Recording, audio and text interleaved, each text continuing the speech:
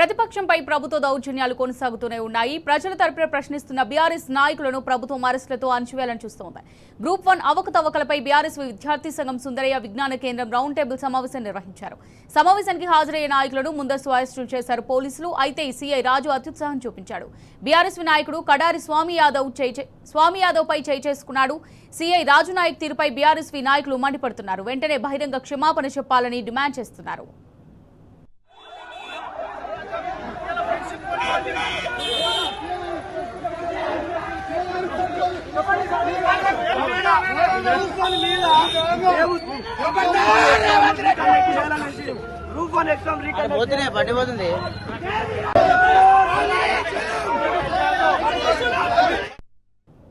Right గా దీనికి సంబంధించి మరిన్ని డీటెయిల్స్ మా ప్రతినిధి లివిల్ రెడ్డి అందిస్తారు. లివిల్,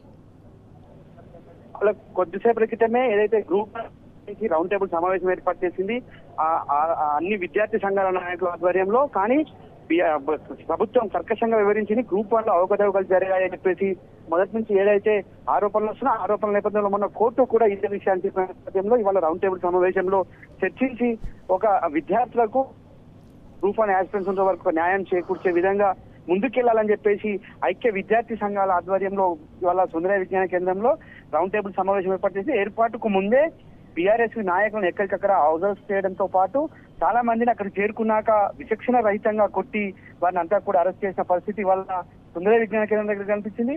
ప్రధానంగా బీఆర్ఎస్ నాయకుడు కడారి స్వామి యాదవ్ పైన భౌతికంగా ఆ చిక్కడపల్లి సీఐ దాడి చేశారు. దాడి చేయడమే కాకుండా ఇష్టం వచ్చినట్టు నానా బూతులు మాట్లాడి వారిని అంతా ఈడ్చుకెళ్లిన పరిస్థితి వల్ల రాష్ట్రంలో దాపురించిందని చెప్పేసి కూడా అన్ని విద్యార్థి సంఘాలు మండిపడుతున్నాయి. ఏదైతే వాళ్ళ ప్రధానంగా విద్యార్థులు రావచ్చు, ఇతర విద్యార్థి సంఘాల నాయకులు కావచ్చు, ఏదైతే గ్రూప్ 1 లో జరిగిన అవకతవకలపై న్యాయ విచారణ జరగాలి, దీనిపై ఒక కమిటీ జ్యుడిషియల్ కమిటీ వేయాలని చెప్పేసి ఏదైతే చెప్తున్నప్పటికీ కూడా ప్రభుత్వం పట్టింపు చేయకపోవట్లేదు. దీంతో విద్యార్థి సంఘాలంతా ఆగ్రహం వ్యక్తం చేస్తున్నాయి. ఇవాళ కడారి స్వామి పైన జరిగిన భౌతిక దాడిపైన ఆగ్రహం వ్యక్తం చేస్తున్నాయి.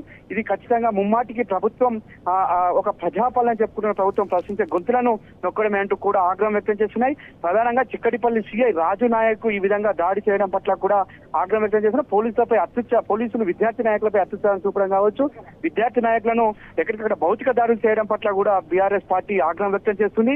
ఇది పూర్తిగా పోలీసులంతా కూడా ప్రధానంగా పోలీసులు ప్రభుత్వానికి తొత్తులుగా వ్యవహరిస్తున్నారు, ప్రభుత్వానికి చెంచలుగా మారారని చెప్పేసి కూడా ఆగ్రహం వ్యక్తం చేస్తున్న పరిస్థితి వల్ల చిక్కడపల్లి పోలీస్ స్టేషన్ దగ్గర ప్రధానంగా కనిపిస్తుంది.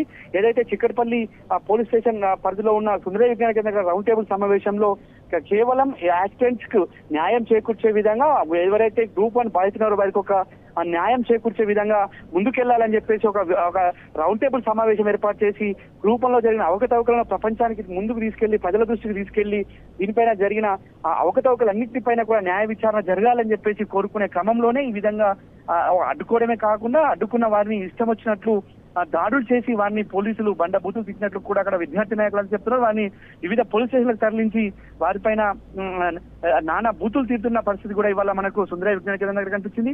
మొత్తానికి ప్రభుత్వంలో ప్రశ్నించే గొంతుకులను అణిచివేసే విధంగా ఇవాళ ప్రభుత్వం వ్యవహరిస్తుందని చెప్పేసి కూడా సందర్భంగా ప్రతి ఒక్కరు కూడా ఏదైతే పోలీసులు తీరు కావచ్చు ప్రభుత్వ తీరు పైన మండిపడుతున్న పరిస్థితి కనిపిస్తుంది. Amulya, right, thanks for the updates లివిల్ రెడ్డి.